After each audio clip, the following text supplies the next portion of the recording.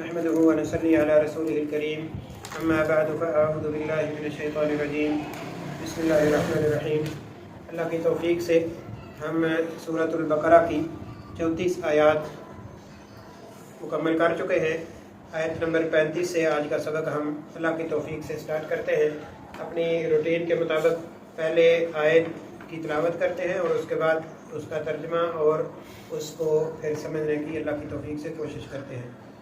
اعوذ باللہ من الشیطان الرجیم، أعوذ بالله من الشيطان الرجيم، بسم اللہ الرحمن الرحیم، بسم الله الرحمن الرحيم. وقلنا یا آدم اسکن وقلنا يا آدم اسكن أنت وزوجك الجنة أنت وزوجك الجنة وكلا منها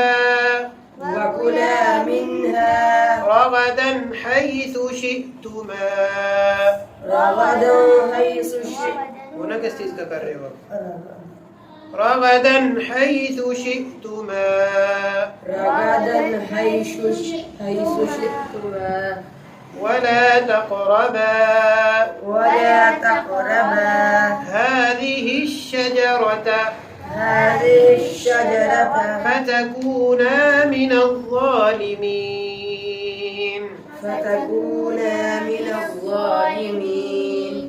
وقلنا اور کہا ہم نے، یا آدم اے آدم، اسکن سکونت اختیار کر، یا دوسرے لفظوں میں کہہ سکتے ہیں رہ، اسکن رہ، انت تو، وزوجک اور بیوی تیری، الجنت جنت، وکلا اور کھاؤ دونوں، منہا اس سے، کس سے؟ ہاں یعنی جنت سے، منہا اس سے کس سے؟ رغدن بافراغت یعنی کہ کھلے، جتنا چاہو کھاؤ، رغدن بافراغت، حیث شئتما جہاں کہیں سے چاہو تم دونوں، دونوں، ولا تقربا اور مت قریب جاؤ دونوں، ولا اور نہ، تقربا تم قریب جاؤ دونوں، ہذہ الشجرۃ اس درخت کے، ہذہ یہ الشجرۃ درخت، فتکونا پس ہو جاؤ گے تم دونوں، من الظالمین گمراہوں میں سے، من سے الظالمین گمراہ۔ تو دوبارہ اس کا بامحاورہ ترجمہ دیکھ لیتے ہیں۔ وقلنا اور کہا ہم نے، یا آدم اسکن انت وزوجک الجنت، اے آدم رہ تو اور بیوی تیری جنت میں۔ اپنے سبق کی طرف خیال کریں، اے آدم رہ تو اور بیوی تیری جنت میں، وَكُلَا مِنْهَا رَغَدًا حَيْثُ شِئْتُمَا اور کھاؤ تم دونوں اس سے جہاں کہیں سے چاہو تم دونوں، بلکہ راغدن کا باف راغت بھی اس میں شامل کرنا پڑے گا۔ وَكُلَا مِنْهَا رَغَدًا حَيْثُ شِئْتُمَا اور کھاؤ تم دونوں اس سے باف راغت جہاں سے چاہو تم دونوں۔ تو باف راغت کا مطلب یعنی جتنا چاہو کھاؤ، یعنی کوئی روک رکاوٹ نہیں ہے، جتنا چاہتے ہیں آپ کھائیں۔ وَلَا تَقْرَبَا هَذِهِ الشَّجَرَةَ اور مت قریب جاؤ تم دونوں اس درخت کے، فَتَكُونَا مِنَ الظَّالِمِينَ پس ہو جاؤ گے تم دونوں ظالمین ظلم کرنے والوں میں سے۔ میں نے گمراہ پہلے بولا ہے جی، ہاں وہ تو ظالین ہوتا ہے، سوری، الظالمین گمراہ،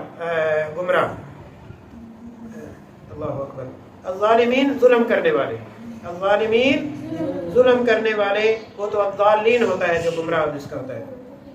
تو فتکونا من الظالمین پس ہو جاؤ گے تم دونوں ظالموں میں سے، ظالموں میں سے۔ تو اس آیت کے اندر پچھلے اسباق کے اندر ہم پڑھ چکے ہیں، میرے خیال سے اب وضاحت کی ضرورت نہیں ہے۔ جب وہ فرشتوں کا اور آدم علیہ السلام کا سارا معاملہ ہو گیا تو پھر آدم علیہ السلام کو اور ان کی بیوی، ان کا نام کیا تھا؟ حوا علیہ السلام، ٹھیک ہے؟ تو ان دونوں کو سب سے پہلے یہ جان لیں کہ سب سے پہلے تخلیق ہوئی آدم علیہ السلام کی۔ تو آدم علیہ السلام کو اللہ تعالیٰ نے مٹی سے پیدا کیا، اور پھر حدیث میں آتا ہے کہ حوا علیہ السلام کو آدم علیہ السلام کی پسلی سے پیدا کیا، پسلی سے، ایک سائیڈ سے۔ وہ کیسے پیدا کیا وہ اللہ تعالیٰ بہتر جانتا ہے، لیکن یعنی بیسکلی سب سے پہلے آدم علیہ السلام کو اللہ تعالیٰ نے بنایا مٹی سے، اور پھر اس کے اندر اللہ تعالیٰ نے اپنی روح پھونکی تو وہ جو ہے وہ انسان بن گئے، اور پھر آدم علیہ السلام کے اندر سے حوا علیہ السلام کو اللہ تعالیٰ نے پیدا کیا، اور حدیث میں آتا ہے کہ ان کو اللہ تعالیٰ نے آدم علیہ السلام کی پسلی سے پیدا کیا۔ تو بہرحال جب آدم علیہ السلام کو اور حوا علیہ السلام دونوں جب پیدا ہو گئے تو پھر اللہ تعالیٰ نے کیا فرمایا؟ یا آدم اسکن انت وزوجک الجنت وکلا منہا رغدا حیث شئتما، کہ اے آدم تو اور تیری بیوی، ان کی پسلی سے ہی پیدا کیا اور ان کو ان کی بیوی بنا دیا، ٹھیک ہے؟ تو دونوں کو اللہ تعالیٰ نے جنت کے اندر بھیج دیا، اور جنت کے اندر بھیجنے کے بعد اللہ تعالیٰ نے فرمایا کہ اسکن انت وزوجک، کہ اے آدم تو اور تیری بیوی کہاں رہے؟ جنت میں رہے، اور پھر کیا کرو کہ وَكُلَا مِنْهَا رَغَدًا حَيْثُ شِئْتُمَا، تم جنت سے جتنا چاہو اور جہاں سے چاہو، جتنا چاہو اور جہاں سے چاہو وہ تم کھاؤ، ٹھیک ہے جی؟ یعنی کہ کوئی منع منائی نہیں ہے کہ آپ نے کتنا کھانا ہے اور کہاں سے کھانا ہے، جہاں سے مرضی کھاؤ اور جتنا چاہو کھاؤ، شاباش۔ لیکن ساتھ ہی اللہ تعالیٰ نے ایک پابندی لگا دی، وَلَا تَقْرَبَا هَذِهِ الشَّجَرَةَ، جتنا چاہو جہاں سے چاہو کھاؤ، لیکن ایک درخت کے بارے میں اللہ تعالیٰ نے فرمایا اس کے قریب نہیں جانا۔ یہ اصل میں امتحان تھا، یہ اصل میں امتحان تھا۔ دیکھیں نا، پچھلے اسباق کے اندر غالباً ہم پڑھ چکے ہیں کہ دنیا کے اندر جو بھی اللہ تعالیٰ نے بنایا ہے وہ انسان کے لیے بنایا ہے، ٹھیک ہے؟ انسان کے فائدے کے لیے بنایا ہے، لیکن اسی دنیا کے اندر اللہ تعالیٰ نے شراب کو بھی بنایا ہے۔ تو کیا آپ شراب پی سکتے ہیں؟ شراب پینا حرام ہے، ٹھیک ہے؟ اسی طرح جتنے بھی حرام کردہ کام ہیں وہ بھی اللہ تعالیٰ نے بنائے ہیں، لیکن وہ اللہ تعالیٰ نے کیوں بنائے ہیں اس کے اندر ہمارا امتحان ہے، ٹھیک ہے؟ دوسرے لفظوں میں آپ سمجھ ایسے سکتے ہیں کہ فرشتوں نے کیا دعویٰ کیا تھا کہ نحن نسبح بحمدک ونقدس لک، لیکن اللہ تعالیٰ نے انسان کے اندر شر اور خیر دونوں صفتیں اللہ تعالیٰ نے انسان کے اندر رکھ دی ہے۔ فرشتے کے اندر خیر کی تو صفت موجود ہے لیکن شر کی صفت موجود نہیں ہے، یعنی کہ وہ اللہ تعالیٰ کی نافرمانی کر ہی نہیں سکتا، لیکن انسان جو ہے اس کے اندر دونوں طاقتیں موجود ہیں، چاہے تو اللہ تعالیٰ کی فرما برداری کرے اور چاہے تو اللہ تعالیٰ کی نافرمانی کرے۔ اسی وجہ سے تو انسان فرشتوں سے افضل ہے۔ فرشتوں کے اندر تو اللہ تعالیٰ کی نافرمانی کرنے کی طاقت ہی نہیں ہے، لیکن انسان کے اندر اللہ تعالیٰ کی نافرمانی کرنے کی طاقت موجود ہے۔ اس کے باوجود اگر وہ اللہ تعالیٰ کی فرما برداری کرتا ہے تو وہ اس کا مطلب ہے فرشتوں سے افضل ہو گیا، ٹھیک ہے جی؟ تو یہی معاملہ ہے کہ جنت کے اندر بھی آدم علیہ السلام کا اور حوا علیہ السلام کا یہ دونوں کا امتحان تھا کہ جنت سے جہاں سے چاہو اور جتنا چاہو مرضی کھاؤ، لیکن ایک درخت کو اللہ تعالیٰ نے مختص کر دیا کہ اس درخت کے قریب نہیں جانا۔ تو یہی انسان کے لیے بھی دنیا کے اندر امتحان ہے کہ جتنی بھی حلال کردہ چیزیں ہیں وہ جتنی چاہو حلال طریقے سے کھاؤ، کوئی منع منائی نہیں ہے، لیکن جو اللہ تعالیٰ کی حرام کردہ چیزیں ہیں ان کے قریب نہیں جانا۔ تو جنت کے اندر بھی آدم علیہ السلام کا یہی امتحان تھا کہ جنت کے اندر جہاں سے چاہو کھاؤ اور جتنا مرضی کھاؤ، کوئی منع منائی نہیں۔ لیکن ایک درخت کو اللہ تعالیٰ نے مختص کر دیا، اس کے قریب نہیں جانا۔ اچھا، تو اللہ تعالیٰ نے کیا فرمایا؟ وَلَا تَقْرَبَا هَٰذِهِ الشَّجَرَةَ فَتَكُونَا مِنَ الظَّالِمِينَ، کہ اس درخت کے قریب نہیں جانا۔ اگر آپ اس درخت کے قریب گئے، اس درخت کے قریب جانے کا مطلب یہ نہیں ہے کہ آپ وہاں سے گزر بھی نہیں سکتے، ٹھیک ہے، لیکن اس کو چکھنا نہیں، اس کو دیکھ یعنی اس سے کچھ کھانا نہیں، اس سے کچھ کھانا نہیں۔ تو اللہ تعالیٰ نے منع فرما دیا اور ساتھ ہی وارننگ بھی دے دی، فَتَكُونَا مِنَ الظَّالِمِينَ، اگر آپ نے اس درخت سے کچھ کھایا تو پھر آپ کیا ہو جائیں گے؟ ظالموں میں سے، یعنی آپ نے پھر اپنے اوپر ظلم کر لیا۔ تو یہی معاملہ ہے کہ حرام کردہ چیزیں بھی دنیا کے اندر موجود ہیں، لیکن وہی معاملہ ہے کہ اگر ہم حرام کردہ چیزوں کے قریب جائیں گے یا ان کو چکھیں گے، ان کو ہم استعمال کریں گے، تو پھر ہم کیا ہو جائیں گے؟ فَتَكُونَا مِنَ الظَّالِمِينَ۔ تو یہی معاملہ ہے کہ آدم علیہ السلام کا بھی جنت کے اندر امتحان تھا، اور ہمارا بھی دنیا کے اندر امتحان ہے۔ دنیا کے اندر کوئی بھی انسان امتحان سے خالی نہیں ہے، کسی کو اللہ تعالیٰ دے کے آزماتا ہے اور کسی سے اللہ تعالیٰ لے کے آزماتا ہے۔ جو جس کے پاس چیز ہے وہ اس کی موجودگی بھی اس کے لیے امتحان ہے۔ مثال کے طور پہ ایک شخص ہے، اس کے پاس لاکھوں کروڑوں روپیہ ہے، تو اس کے پاس وہ لاکھوں کروڑوں روپیہ اس کا امتحان ہے۔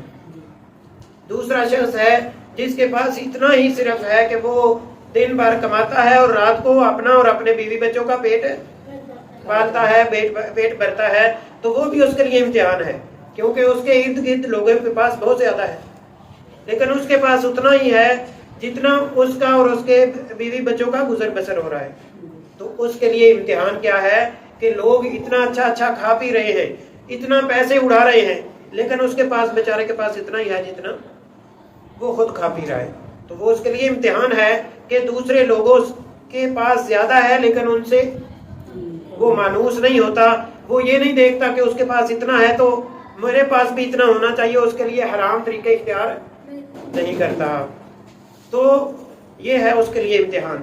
اسی طرح جس کے پاس مال دولت پیسہ جو ہے وہ زیادہ ہے، اس کے لیے امتحان کیا ہے کہ وہ اپنے مال دولت کو، اپنے پاس جو روپیہ پیسہ ہے اس کو حرام طریقے سے استعمال نہ کرے، حلال طریقے سے استعمال کرے۔ تو اس کا روپیہ پیسہ جو ہے وہ اس کو اگارتا ہے کہ حلال جو چیزیں ہیں وہ تو آپ کی پورے ہو رہے ہیں، لیکن یہ دوسری چیزیں ہیں وہ بھی آپ ان کی طرف مائل ہو، تو اس کے پاس روپیہ پیسہ ہونا یہ اس کے لیے آزمائش ہے، اور جس کے پاس نہیں اس کے پاس نہ ہونا یہ بھی آزمائش ہے۔ تو یہی معاملہ ہے کہ آدم علیہ السلام کی اللہ تعالیٰ نے جنت کے اندر آزمائش کی، اور پھر اللہ تعالیٰ نے ساتھ وارننگ بھی دے دی کہ اگر آپ نے اس درخت سے کچھ چکھا، کچھ کھایا، تو پھر کیا ہو جائیں گے؟ آپ ظالموں میں سے ہو جائیں گے۔ تو اس آیت کے اندر ہمارے لیے سبق یہی ہے کہ دنیا کے اندر حلال بھی موجود ہے اور حرام بھی موجود ہے۔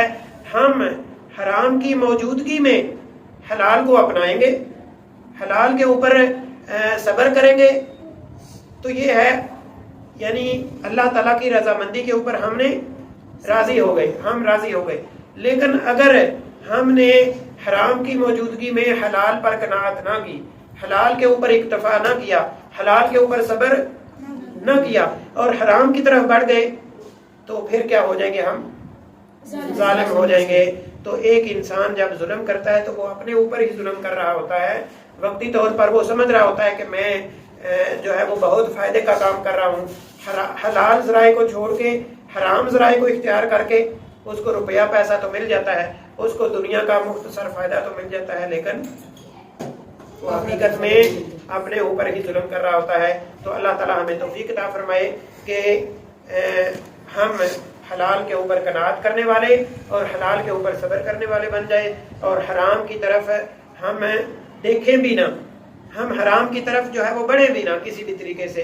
یہی ہمارا دنیا کے اندر امتحان ہے۔ اللہ تعالیٰ ہمیں اس امتحان میں سرخرو ہونے کی توفیق عطا فرمائے۔ وما علیہ الا البلاغ المبین۔